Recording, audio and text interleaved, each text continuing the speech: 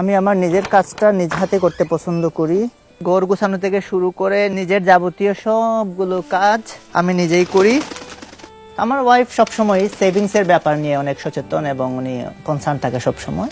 আমাকে এক সময় বলল যে সন্তান বড় হচ্ছে, 500 টাকা করে তুমি জমাতে চেষ্টা করো। আমি সব দিক চিন্তা ভাবনা না করেই কোনো ধরনের ঝুট ঝামেলা বিহীন আমি বিকাশে একটি সেভিংস শুরু করলাম। বিকাশে করার কারণ ছিল আপনার বাড়তি কোনো কাগজেরও কোনো ঝামেলা নাই, আর ক্যাশ আউটে কোনো চার্জ নাই। ডিপিএস এর মেয়াদ যখন শেষ হলো, আমার ইচ্ছে ছিল যে বাবুর জন্য একটা কিছু কিনবো।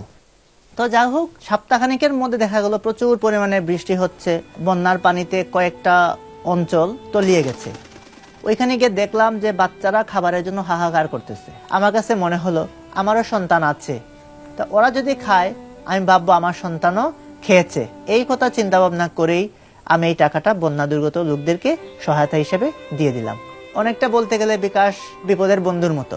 বিকাশ সবসময় খোলা আছে এবং তাদের সহযোগিতা সবসময় খোলা থাকবে বলে আমি বিশ্বাস করি। বিকাশ অ্যাপে ডিপিএস টাকা জমায় সারা দেশ।